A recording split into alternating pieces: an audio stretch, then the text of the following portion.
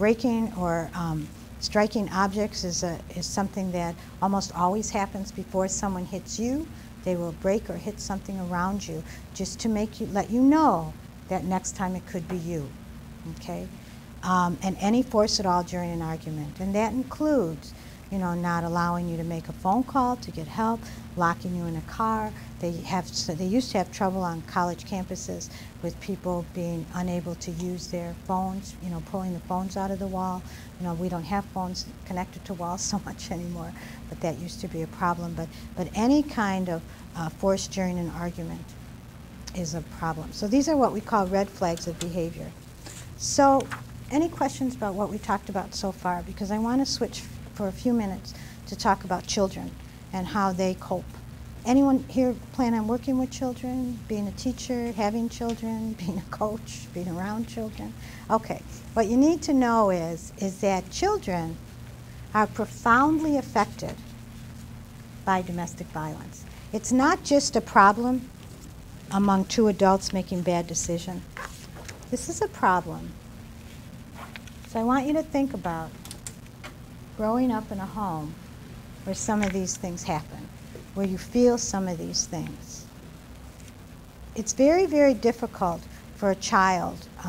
When you're a child, when you're a 4, 5, 6-year-old child, what does your home represent to you? It's safety. It's the place you want to go where your friends knock you down, where you have a bloody nose.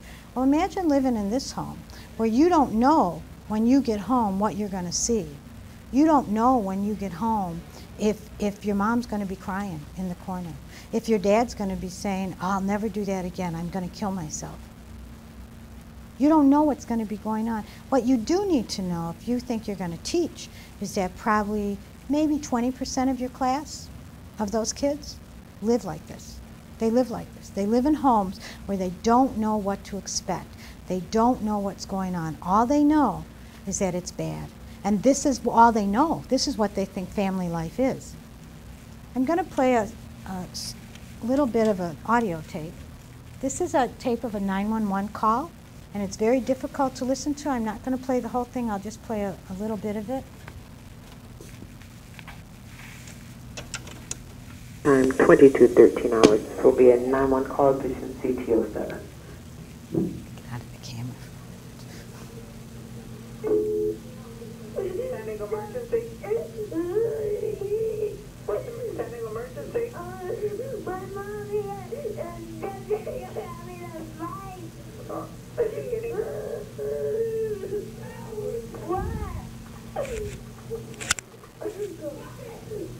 I'm talking to the police, Mommy. Stop it! Mommy! Stop it! Don't take the baby! Don't take the baby! Stop it! Could you just send the police, please? Okay, we're going to be there. We'll take you to Stop it! No!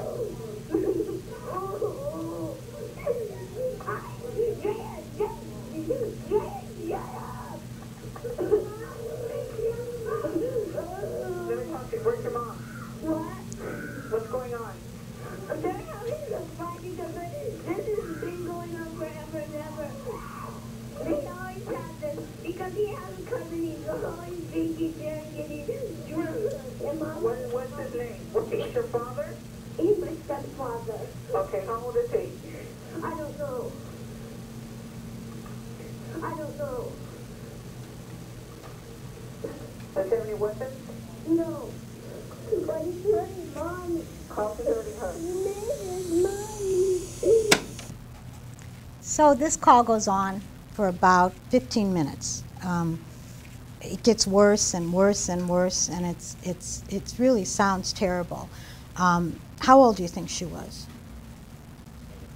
She was 6. She was 6. So any of you know any 6-year-olds? Okay, so how difficult would it be to be 6 years old and have to call the police on your parents? So do you think this is the first time she had to do this? No. This is a little girl that is desperate. She's scared. You know, if I were to play more of the tape, you would hear also in the background that her mom starts yelling at her. And oftentimes that's what happens. So these are kids that live with incredible trauma. Just, not knowing, not trusting, not feeling safe in their own home. You'll notice in the video she said that her stepdad was drunk. You need to know that drugs and alcohol does not make someone abusive. What we know about drugs and alcohol is it might make the incident worse. But drugs, if you are not choosing to use abuse in your relationship, all the drugs and alcohol in the world is not going to make you be abusive. So if you're in a relationship and you're blaming it on the drugs and alcohol, don't. Because you know what? Plenty of sober people, plenty of people who have had drinking and drug problems have gotten sober and are still abusive. It just makes it worse, okay?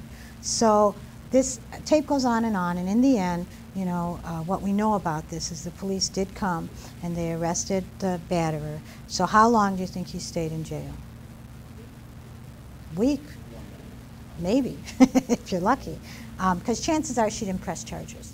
That's the other thing that happens, is oftentimes the victim doesn't press charges for many, many reasons. Now in our state, they recently have some laws that say if the police see anything, they could press charges without the victim. But it's a very hard, domestic violence is a very hard case to prove, even with the victim's cooperation. So our children are truly affected by this. People who grow up with domestic violence are more likely to be violent, even though they say, I would never treat anyone I love that way. This is what they know, and they're more likely to marry someone who will treat them inappropriately. So the question that you usually ask yourself about now, and I'm sorry, I seem to have trouble getting this in focus, so why would someone stay in this?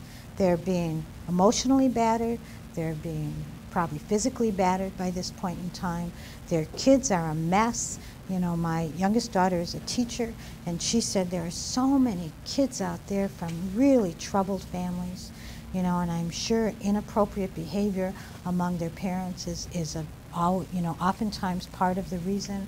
But remember, she's staying in this relationship because she loves him. So the first thing you have to remember is this is not a casual relationship. This is an intimate relationship. It's someone that you have invested time in, you might have a few kids with, it's someone you planned on spending your whole life with. That denial that was in the middle of that circle, she can't believe that this is going to keep going on. Because every time it happens, there's that honeymoon that says, I'll never do this again. We'll be okay, it's going to be all right. What we know about violence is these cycles of violence, as it gets worse, they get closer together, okay? But certainly in the beginning, in the middle, it's easy to live in that denial. And the other thing is, the person being battered might be this little girl in the video, in the tape. It might be this little girl who saw her mom put in the hospital on a regular basis. So now she has a partner who just yells at her once in a while or pushes her around a little bit. So that's not so bad, because she hasn't been put in the hospital even one time. So it's all about what you see and what you know. So she loves him. She believes she can control the beatings, because if she'll just do what he tells her to do, it'll be okay. She's afraid what will happen if the police get involved, because you know what? I can't work with a woman and say, if you leave your husband, you'll be able to keep your home, your children will be able to go to the same school, you'll be able to live the same way you live now. Chances are you will not. So she's afraid if she gets the police involved, they might say, you have to leave. You have to leave him. Your life is in danger. And she might not be ready to leave him. So later, she might stay because she still loves him. She's hoping that he'll change. She thinks if he stops drinking, if the drugs stop, maybe the abuse will stop. So she has all kinds of, remember, and that denial is getting stronger and stronger and stronger, and she is more and more afraid.